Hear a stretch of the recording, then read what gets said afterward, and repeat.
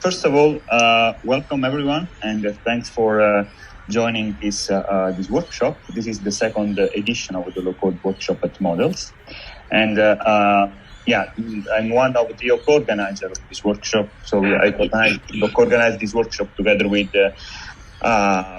Juan De Lara, Emilis Kolovos, Massimo Risi, Emanuel Widner. And just to do a quick introduction about the context of this workshop. So first of all, we're going to talk about the low-code development platforms. And for those that are not aware yet of what low-code means, I mean, if you quickly look at the Wikipedia, you can find this definition about LSDP. LSDP provides a development environment used to create software applications by means of graphical user interfaces and configurations instead of traditional uncoded computer programming. And the usage of low-code development platforms can be tracked back in 2014 from Forrester, that defined these platforms as, again, platforms that enable rapid delivery of applications with the idea of minimizing the encoding and the minimal, reducing the upfront investment in setup, training, and deployment of business applications. So there are a number of pushing factors about low code. One of the main pushing factors is related to the increasing demand of software developers in Europe, and you can find many numbers predicting forecasting the need, the increasing demand of software developers. And there is the shortage of developers in Europe, and there are many numbers that assess this fact. So there is, if you also look on Google and search for low-code development platform, you see that there is this Google trend. So there is the increasing interest around this topic. So, and there are many platforms, low-code development platforms, hundreds of them, but at the end, they all try to target citizen developers. So developers, users that do not have a strong programming skills, but that still need to do some form of software development. And how they target citizen developers by providing graphical languages, drag and drop facilities, forms, configurations, in order to, make the development of applications faster. So just a quick open parenthesis. So this workshop is also organized in the context of an ETN project, the EU Low-Code Mode project, and this is an ETN, so innovative training network on low code, and we are training 15 students, PhD students, around this topic, and to become the leaders of tomorrow engineering of low-code development platforms. What about the agenda today? We are going to have a keynote speaker from Eban Escott, and I kindly ask Dimitris to present our keynote speaker. And after the keynote, we are going to have a short break, and then we have the morning session that is going to be about some experience reports in adopting and using the local development platforms. And we're going to have the first talk about analysis and validation. Using analysis and validation techniques in the context of local development platforms. Then we do a longer break, and we'll start again at 4 with the continuation of this session about also a local model management session, and also about development processes that make use of low-code platforms. So now I kindly ask Dimitris if he wants to present our keynote speaker. Yep, of course. It is my pleasure to introduce today's keynote speaker, Dr. Eban Escott. Eban is the founder of Codebots, which is a technology platform that helps developers create custom software faster and better using model-driven engineering technologies. Eban holds a master and a PhD from the University of Queensland, and today he will talk to us about how the low-code movement can be the first step towards the realization of the vision of model-driven engineering. So, Eban, over to you. Thank you. So we'll stop sharing. Awesome. Thank you so much for the introduction, and everybody listening in. For all those people with their camera off, I'm not sure if you're doing your you're getting ready for your lectures or whatever it is, but this is actually going to be quite an interactive session.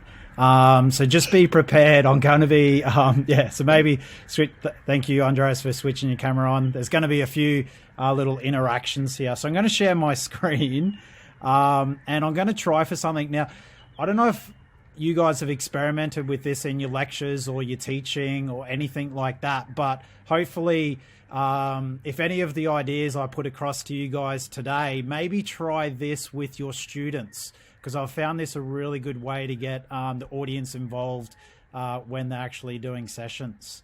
All right, so how does this work? So what we're going to do is we're going to use an application called Menti. Has anyone used Menti before? Yep, feel free to talk. Yes. Yep, got a few yeses. Menti is awesome. So jump on to menti.com, because I've got about 7 or 8 sort of things that I'm going to ask you guys to put feedback into. So if you jump on your browser, jump to menti.com, and then it'll prompt you to put in a code. The code you put in is the one there at the top, which is 77589741. So again, 77589741. And Demetrius, what I'll do after this session is, because it collects all the results, I'll share those with you, and you can push that out to everyone so they've got all the data as well. All right. That'd be great. Thank you very much. No worries, no worries. Okay, so low code, the good, the bad, and the ugly. I love the title. That's the I don't know if I'm a bit old school. That's the Western with Clint Eastwood in it, with the 3 characters going across there. So I thought that'd be a good title. Presenting today. Let me just move this out of the way so I can.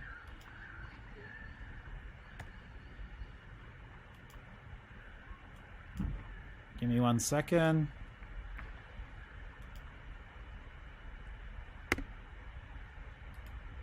Why is that not moving? I think it's something to do with the screen share. Sorry.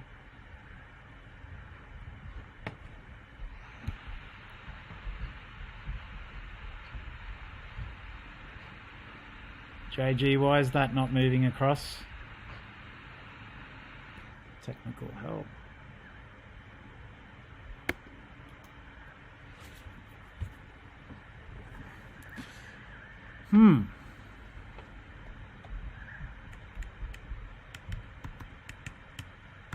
Sorry, gang. Oh, here we go. Just running really slow. All right, so agenda for today. We're going to look at low code. We're going to look at some tools and processes, some of my favorites. And then we're going to end up looking at a sneak preview. It's actually a world first, gang. I have not, I've only shown a couple of people some of our new technologies, and I figured I'm going to share it with everyone here today, which is going to be good fun. All right. First of all, what I want to start off by saying is that we actually absolutely love model-driven engineering. I fell in love with MDE when I was working on my doctorate. JG, who's here, JG, say hello to everyone, who I met throughout my doctorate, pointed me in the direction. He's been doing MDE a lot longer than me.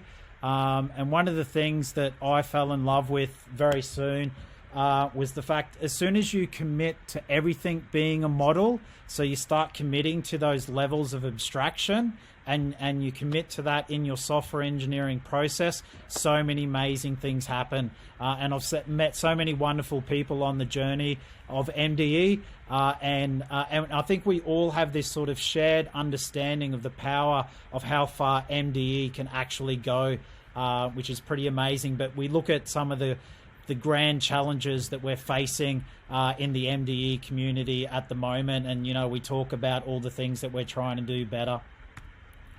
All right, so here's my first question for the audience. Do you love low code? So I want to ask this question of everyone before I start talking about the good, the bad, and the ugly. Better than sliced bread. Throw it up on the right hand side there. And then like down to the bottom end, not so much. I'd love to see where everyone sort of sits on this sort of spectrum. 20 votes. Very good. How many? We got about 20 people online, you reckon? We'll go with 20? 22? About 42 at the moment. 42? Okay, gang. I will stand by, waiting.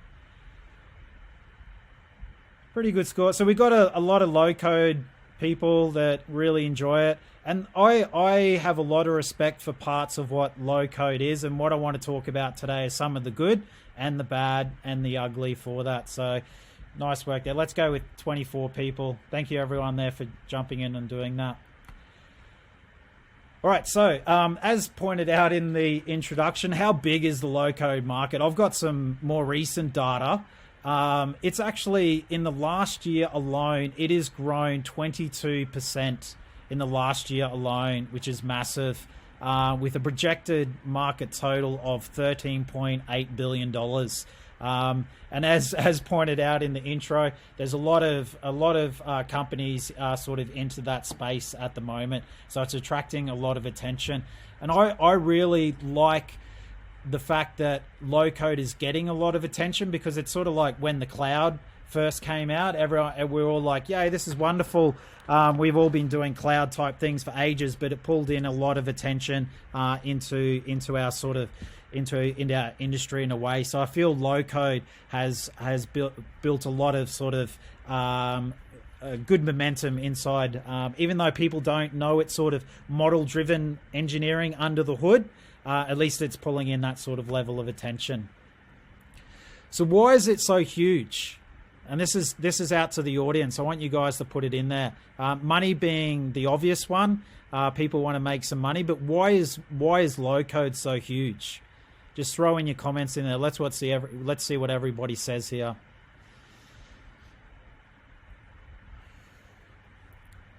Yep, classic, saves time.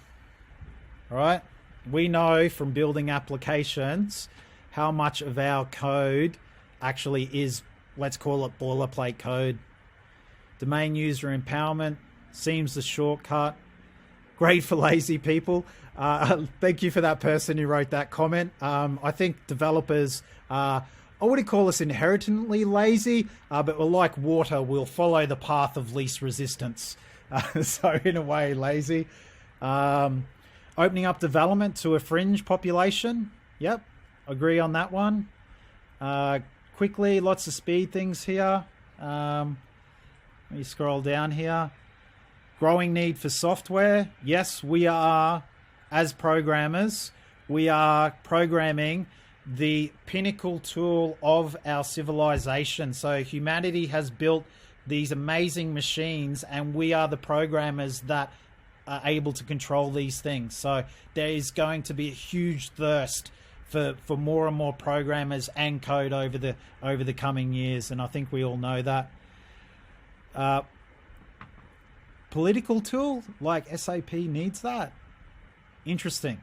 I'd love to hear who actually put that comment, what they actually meant by that. If you feel confident enough to talk to that one, just take yourself off mute. Low tech entry, yes. So teaching, is low code a possible nice way, that entry level way? So instead of us blowing our students out of the water with all these really complex, concepts of meta models and model to text transformations and all these types of things, is low code a nice entryway for us teaching? Any other comments? I was hoping someone might put quality. I don't see a lot of quality type of comments on here. For me, a lot about software is not just about, how fast we can do it, because ultimately, if everything is going about faster and you're just going faster and you're going faster, ultimately, where does that get us? Does that get us to a better place? I'd debate that. I would say that we need to look at the quality. Interesting comment there. Yes, very good. All good comments. I'll share these afterwards. So we know why it's so huge. Now I found a report from Stripe. So Stripe is the payment gateway solution. It's huge, right? Absolutely massive. This report found that key senior executives put access to developers, so development, the ability to develop, is a bigger risk than access to capital. So it's easier for these executives these days to find money than it is to find developers.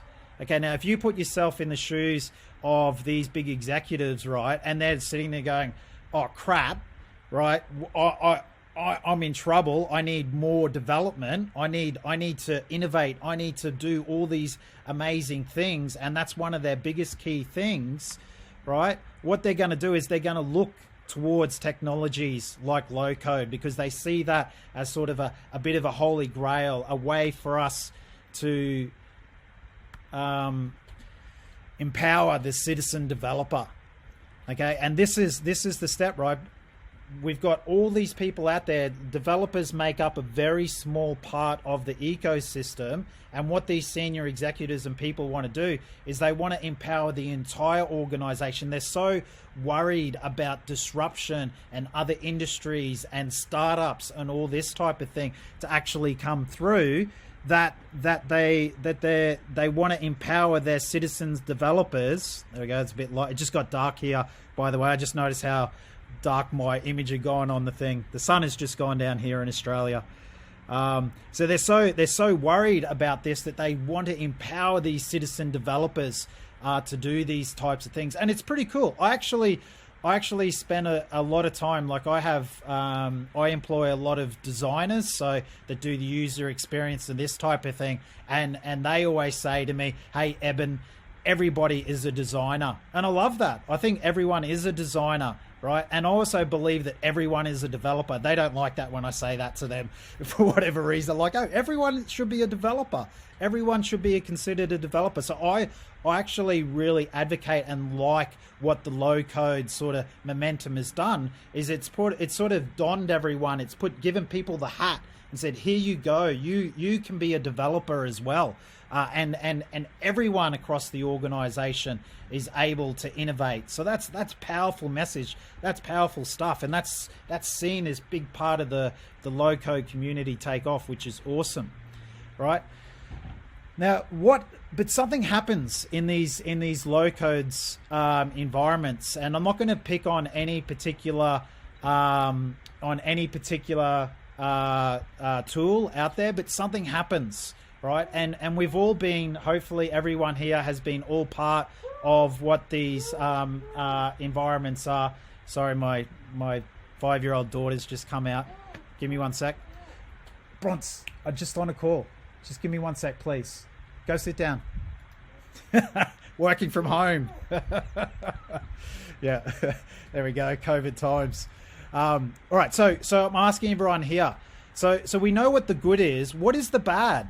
What is the bad that goes along with this low code thing? And I use the metaphor of driving a car, right? We if we had a car, would we drive this car around in first gear?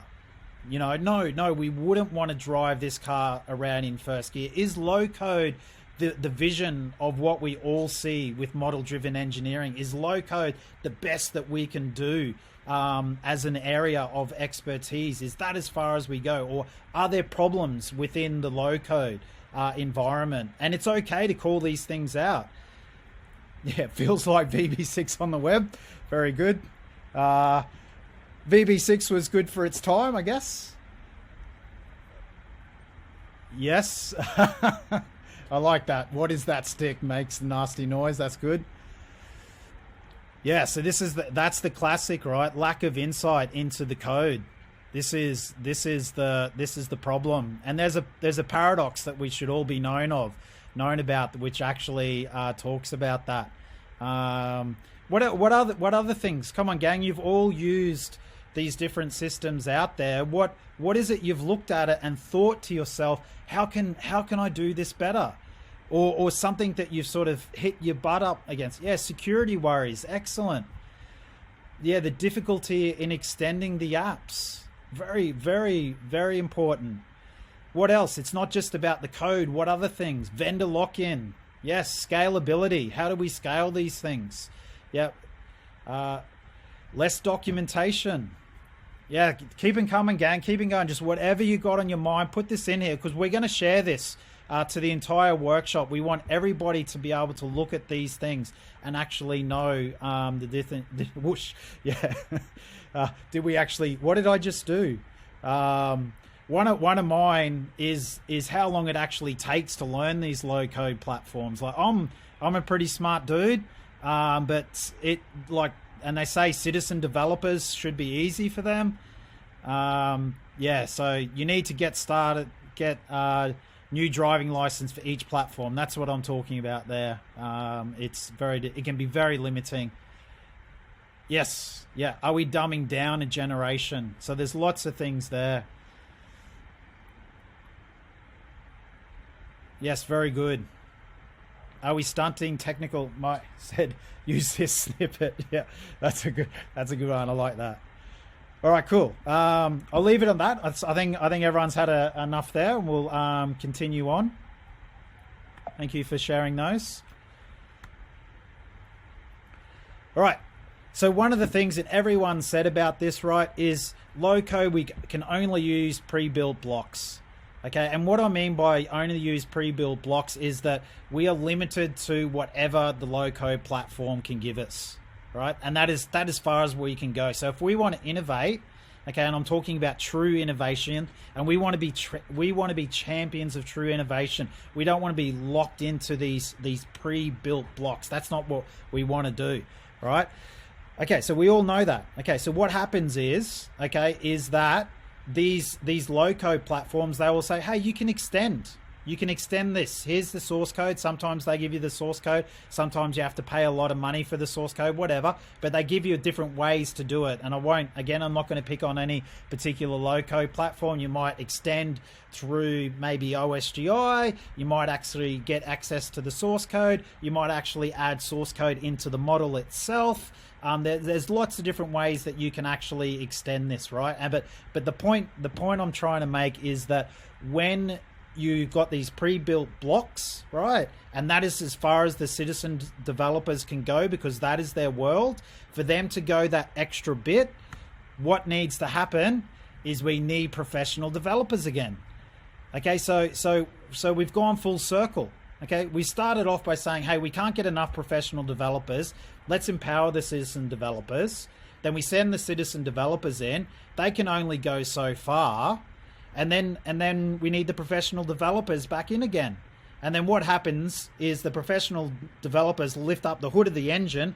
They look inside to see what's going on, and their eyes start to water. Okay, we've all used some of this code that some of these platforms come out with, these different things, and it's just like it is horrible. And every organization I've gone to, I have not met many developers at all, professional developers, that are happy with a low-code platform that they can customize. Okay, they're very, very few and far between, and that's something we need to address as a movement, as part of model-driven engineering. All right, what has your experience been? Okay, when you've gone to customize, what has happened? Have you been able to reach your customization? Are you able to style these apps in a way that creates the look and feel that you're after? Are you able to extend and create your own intellectual property? What has your experience been? Just throw them in there. I know there's a talk later on today. I read it at the beginning. There's a talk about an experience of building an app across multiple platforms. So it's going to be very interesting what actually comes out in that talk today. Actually, to save time, every app looks the same. Yeah, that's a classic. That one here takes just as long to learn the format as it would have been to just actually write the code. I hear that one so much. It's so difficult to customize, right? And this is the sentiment that's going across industry. The custom is not so the dev tools are substandard. This is the Achilles heel in low code, right? This is where actually, there's a big part of the market, I believe, right now. So low code is accelerating and it's getting bigger as CTOs and those senior executives go, we need low code, we need low code, we need all this, right? But there's actually those people that have been using it for a while are already going, holy crap, they've reached in, they've grabbed it, and then they've realized this and go, this is actually leading to a lot of things that we did not expect. So there was a lot of unintentional consequences around that. All right, now what have we actually done? We've lost control. Okay, we've lost control and we are now at the mercy of the low code vendors, and your professional developers are pushing back. That's where we've ended up. Right, we must have control.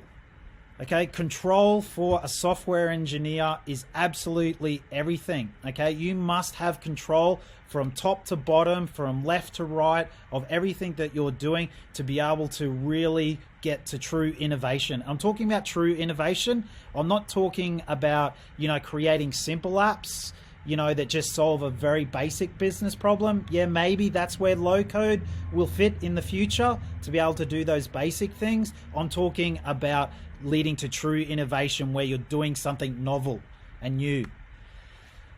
All right, so what we need is we need 3 ingredients for success to make this vision become a reality. We need people, we need processes, and we need tool. Okay, the first thing I want to do is I want to say a big thank you to all of those academics and lecturers and people on this call that are on the front line teaching the next generation. And I'd love to see that you're putting 15 PhD students through some training and everything around this and bringing through that next wave. We need more people, okay? So we need to train more people up in model-driven engineering, and we need to get more people excited about them, okay? That's the first thing, okay? And thank you to all those people on the front line actually training those people. Next thing we need is we need a process. And what I'm going to do today is I'm going to show everyone here a process which we follow and some of the results that we've been able to achieve. Okay, I'm going to show that, and we need some awesome tools. Okay, and every grand challenge I've ever read about model-driven engineering lists out we need better tooling. All right, the first tool I'm just going to flick over and have a look at.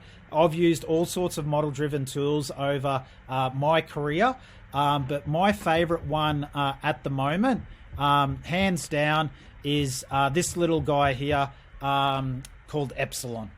Okay, I think Epsilon is an absolute cracker. The thing I like about Epsilon the most, okay, is it feels relatively light. I can read the documentation, really good documentation, by the way. I can read that and I can understand it. Okay, and it's got a full suite of things that I need to use as a model-driven engineer. Okay, it's got all of them there. I'm just like, it's brilliant. And I've been using Epsilon now for quite some time, and we're all in on using Epsilon and supporting that as a platform. If you haven't seen it yet, this is a great little tool here that's available here in online and live. The thing I love about this the most is it makes it really obvious to someone that I'm just quickly showing what model-driven is, the various things that I need. Okay, first of all, I need a meta model and a model. 2 important things. Okay, the meta model is the key. If you don't control your meta model, okay, you are at the mercy of a vendor, and that is one of the downfalls of low code. Okay, because low code does not allow you to control the meta model. All right, so then you've got your model, and then you've got some transformations up here, and there's some nice little transformations up here that you can just sort of click on to have a look at. So if we just go to generate a Gantt chart, and I know there's everyone has seen this, and you hit this little play button here, and you go, here's the EGL. Yep, explaining, as soon as you explain to a software engineer that a template, you've been doing templating all your life as a software engineer, it's just like templating from the early days of PHP programming, if you like.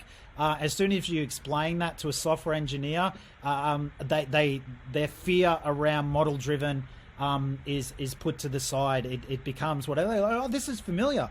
Oh, yeah, man. It's all good. Templating. You got loops, and they go, oh yeah, I know loops. We've got selection statements. We got all variables, all these things, and they start to become comfortable very quick. And then you click the little thing, and over here you've got some generated stuff. And again, controlling the meta model here and the model and everything around this it's an amazing little platform. So well done to I know there's a few people on this call that have worked on Epsilon over their career, and thank you and well done to you guys for an amazing tool. Keep up the good work. When I'm a huge success, I'll make sure that everything comes your way that's deservingly so. All right, what do we need control of? Okay, now this is an important point. Okay, so on the right-hand side, we want to be in the driver's seat. We need total control of these things. On the left-hand side, we need to be a passenger. We don't need control of any of these things. Okay, do we need control of our source code? Okay, when building stuff. Do we need control of our models?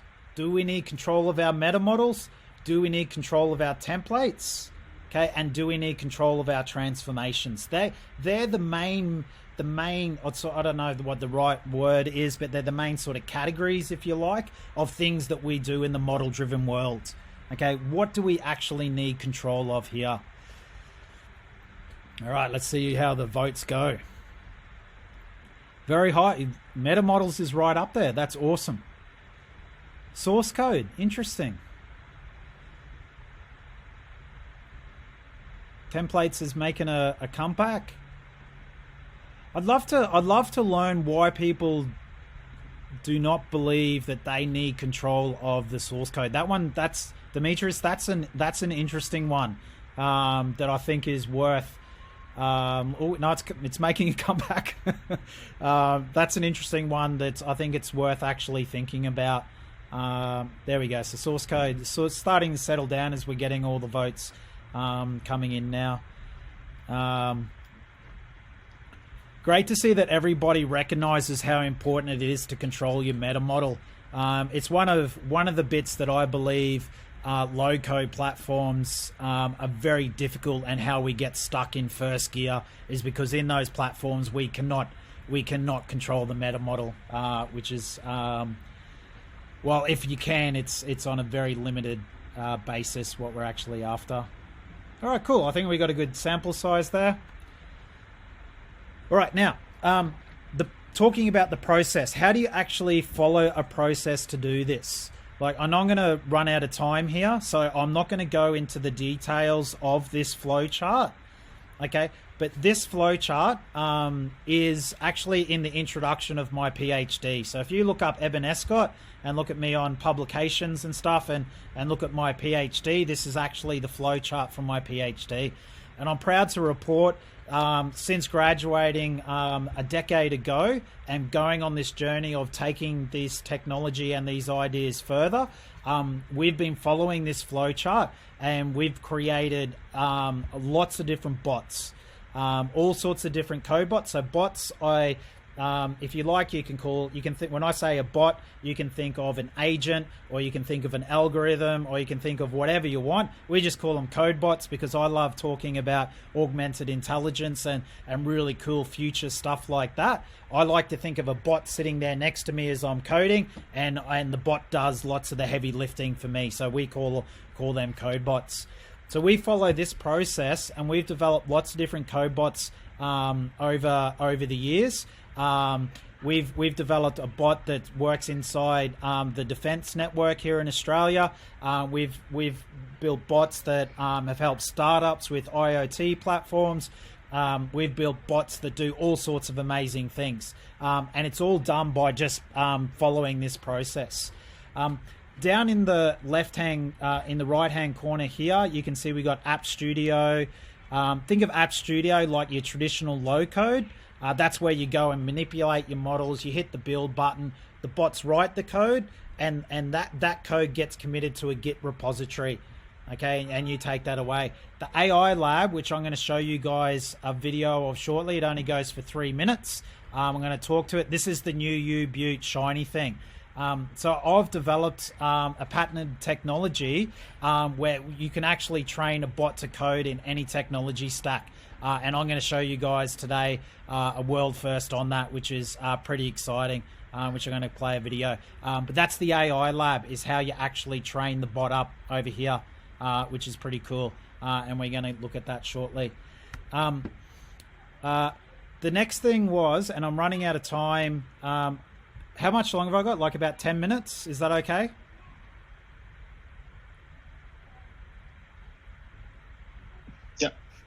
Yep, 10 minutes, okay? Yep, okay, cool. This video here, I'll flick over. This video here is the App Studio video. I'll just fast forward and we won't watch the full 2 minutes to save some time. Basically, when you create an app, you choose a bot. In this case here, it's C# bot. Then you come across to the actual studio here, and then you can diagram or model your actual application. And we've built this really cool modeling tool. And you can create any type, because you got control of the meta models. You can create any type of diagram.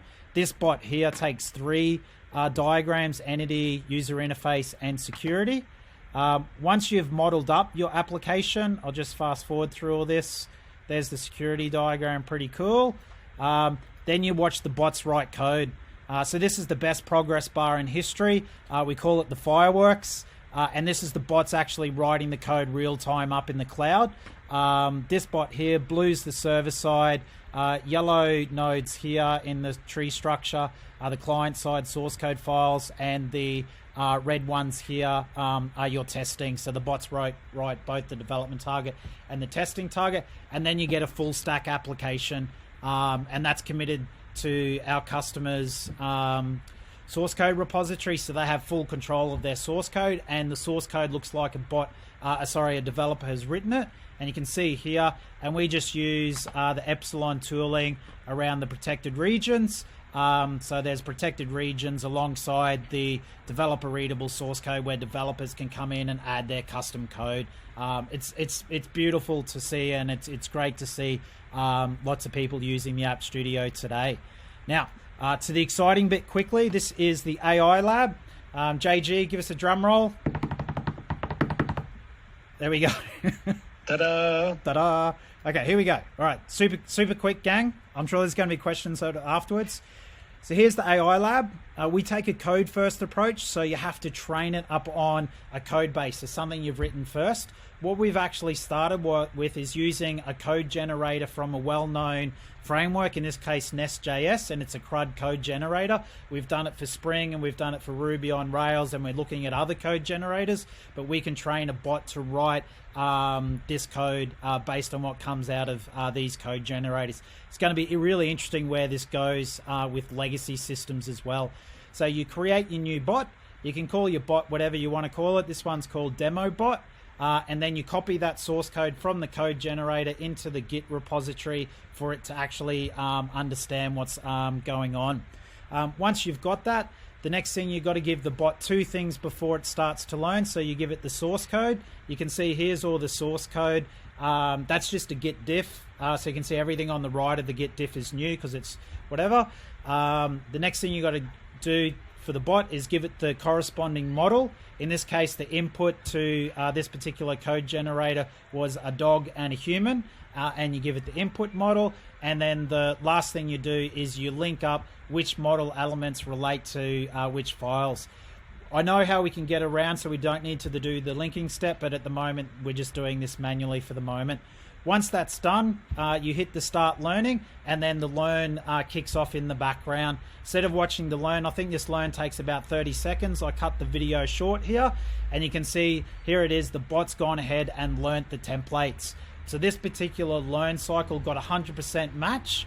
So these templates match 100% to what the actual reference application was.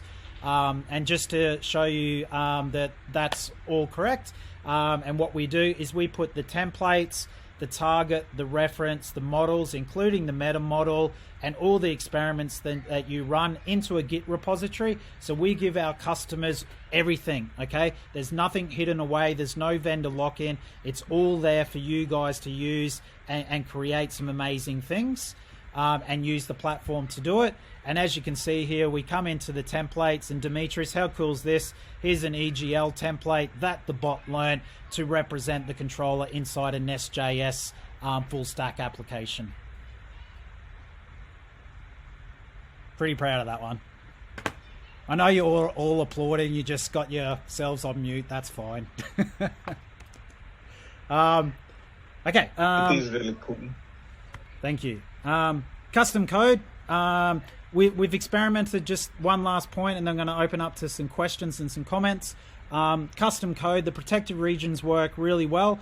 Demetrius, when we get a chance to catch up, we've actually come up with a new way where we actually can get rid of the comments of protected regions, and we can start doing that. I'm happy to share that with you, and then it just cleans up the code, because we get some comments from some of people saying, hey, this code looks terrible because it's got all these protected region comments in there. That's the only negative thing to it, but we've devised a way we can get rid of that, which I'm happy to contribute to Epsilon.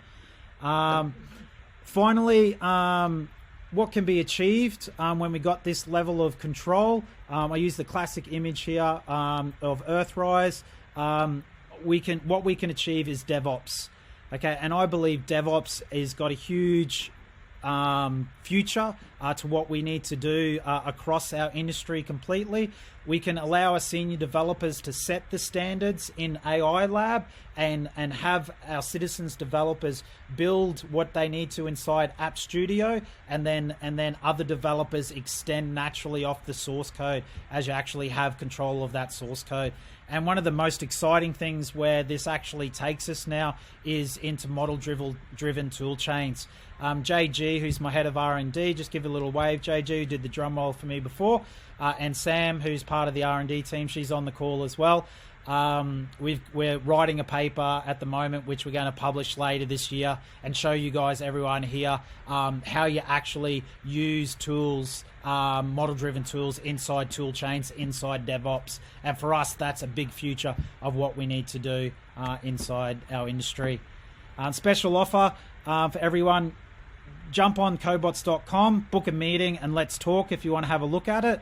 And that's the end of the official 45 minutes, which I've finished 3 minutes early. Sorry, I went a little bit over time, but let's open up to any questions that people have.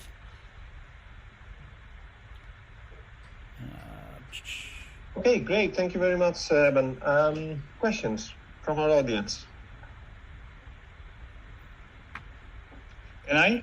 Yeah, please go ahead, Davide.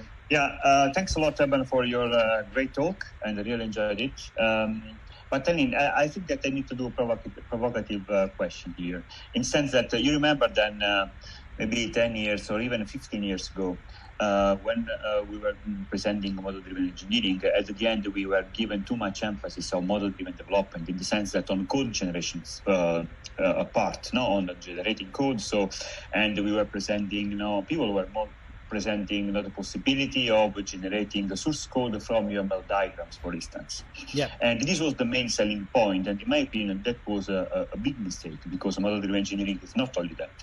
Now, if you keep presenting these low-code development platforms as a way to generate 100% of source code, maybe we are doing the same mistake. What do you think? It's a good point, and UML is a good example for our industry, right? We all lived through that era of what's actually going on. I think UML was close, but it missed a few key points. It became too heavyweight, and people didn't feel like they controlled the meta model. So we ended up with some very, very heavyweight models, which were quite difficult to use, and you spend a lot of time teaching people what these models are. I like the approach that sort of says, hey, let's not start with a standard like UML. Let's just model just enough for what we need to represent what we're after. Okay, so it's sort of that almost like a lazy load sort of approach, and then the models become far simpler. The other big problem that we did during that era is that what the source code, and this is the problem with low code as well. In some ways, your low code is just UML rewrapped as something new, right? Is that the source code that comes out of those tools, the code generation part of it, the source code came out was a black box. It was a black box, and as developers, we'd be like, "Oh, that's horrible. What do we actually do with that code?" So what I'm suggesting to everyone is we flip that. Okay, we go with what I call a code first approach, and I skipped over that flowchart from my PhD too quickly, but the idea is the first thing we do is we write the source code. Okay, so we don't take any power or control away from software developers. Remember, that's what we want to do. We want to keep the control with the software developers. As soon as we take control away from them, they're going to be peed off at us. Okay, they don't like us. Yep. So we need to give them control. So the way to give them control is to flip it and say, you write the code first, so you set the standard. You write it in whatever architectural style you want, whatever framework, whatever. We don't care as model-driven engineers. We don't care. You go ahead and do that. Then we use these lightweight models sitting alongside those. What is the minimum amount of model and meta model that we can do to actually represent that bit of code that we've done? Right? Now, from there, traditionally, manually, we would then go ahead and make those templates. We would, because we're very good at templating and we've been doing it a long time, we could then manually write our model to text or model to model transformations, and we'd do that, right? What we've done at Codebots is we've just gone a little bit different, and we said, you know what? We actually don't need to write those templates. A bot can learn that. And so we've shortcutted the whole thing. So that allows developers to actually be able to have that level of control that they're after. So I think UML was close. It just went down the wrong path. So we just need to reverse up, change a few parameters of what we're doing, and re-engage. Okay, thank you. I think Jörn wants to add something to that or to answer another question. I just put in a link in the chat. So there is this old Dilbert cartoon where you see Booch sitting at the table, and he's talking about abstraction of abstraction of abstraction. And then Dogword walks in and he goes, the monster is dispatched to the dark world by the side of its field object, actual code. And that's what we meet in practice. If we start a conversation with somebody who's got their head down between two JavaScript functions and you tell them about meta models, what you get is a shrug generally. You can only show them that 50% to 70% of the page will be done automatically and with no typos. Then you catch their attention. And that's why templates and generating source code is still very much part of the conversation as a starter. We don't want it as a continuity, but we want it as a starting point. Yeah, good point. Other questions? Just mentioning templates, Eugene has a question has put a question in the chat about the fact that there are different strategies for integrating handwritten and generated code, and why are protected regions the approach you have opted for? Yeah, good question. Thank you for that.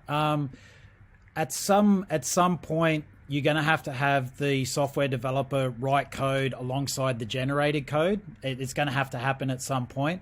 I've seen efforts where a big boo to Martin Fowler, who was saying that you should never commit generated code into a Git repository. And so we the industry spent years sort of saying, no, you should never commit generated code because Martin Fowler said it, without actually us thinking about it.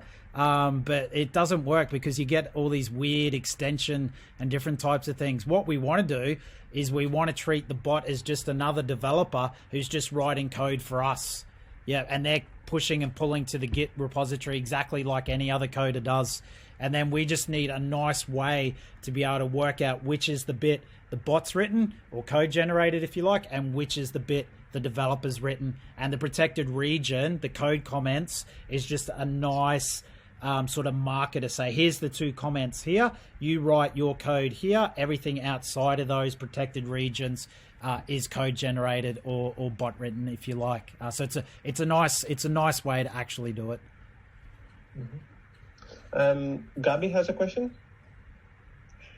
Yeah, it is a question where I want to report shortly about an experience we had, and ask your opinion about that. We ran a seminar on low-code platforms, and we considered 2 commercial ones and 2 open source platforms. And the outcome of the student seminar was that the commercial ones were easy to use, and they were able to build some usable apps. But open source platforms were not easy to use, and they had a lot of troubles. What is your experience about that? Yeah, the poor open sources don't have enough money. Basically, what it costs, you know what I mean. And a lot of them are contributing, through the goodness of their heart, and while they're working full time and everything around that. It's absolutely ridiculous how much some of these low code platforms have been able to raise as well. I'm not going to name names, but we're talking into the hundreds of millions of dollars. They're raising and spending on a big portion of that on their actual platform. So, well funded is what I would say at this point in time. Yeah, but also the design was quite different. Yeah, the sort of the commercial vendors have gone with sort of a high fidelity approach, where it's almost like a Squarespace or a Wix, you know what I mean, where you jump on and you're designing the app. The model looks exactly like the app's going to look, so which I find weird as a modelist, because the whole point of a model is it's supposed to be more abstract than the thing that we're actually modeling. But what the low-code vendors do is they actually make these models, especially of the user interface, that look like the final app, and they spend a lot of money on actually doing that. So I'm not surprised they had a good experience of building like a little basic app, because they can just basically do a drag and drop, connect a few pages together, and they get something pretty good out of the box for a simple application. And you'll find that I've actually shot a couple of videos and just showed how to build lots of Hello World programs in these types of commercial low code tools. And that's the first bit of innovation they get to, but that's where it stops. And that's the point I was trying to make. When they want to truly innovate and they want to go further, then they got to get into the bottom of the beast, so to speak, and try and customize the thing. And that's where the pain comes. And then we end up in that circle that we're actually after. Yeah, we did that experience. But even when going further, also the open source platforms were very, very difficult to use. And only with help of developers, it was possible to I agree. in the end. I agree. And the trick is, and if you ever look at Codebots, you'll see what I call it a code first approach. So what we always do is we always start by writing the reference application first. And that's what you train the bot on. So when you're teaching a child how to do something new, this is how you kick a soccer ball. I put the soccer ball on the ground and I show how to do it. I show what they're going to do. It's same when you treat a Codebot. So what we're able to do is, because we do this code first approach, and that's what you train the bot up on. When you look into what's actually behind there inside the Git repository, you come across code that looks like a developer has written it, because that's what the bot has actually learnt off.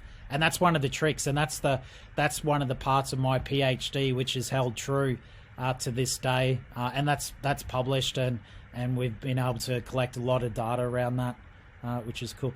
Oh, here's a cool stat I didn't throw over to you. Following this process, and we've built hundreds, actually thousands of these apps now through our platform. We've found that the average is just under 93% of a source code base can be written by a bot and the other 7% by a human. Sometimes for basic apps, which, aren't that sort of revolutionary, they just do, your standard forms, workflows, timelines, all those types of things that you'd expect from a low-code platform. Sometimes you can get 98, 99% bot written and higher, but on average we get about 93% of an application can be written by a bot. That leads to speed, quality, and reuse, which is pretty cool. Thank you. No worries. As scientists, we have to collect data along our journey. I'm happy if anyone wants any of the data, I'm happy to share. Great. Thank you very much, Eben. Let's give Eben a round of applause, physical or virtual.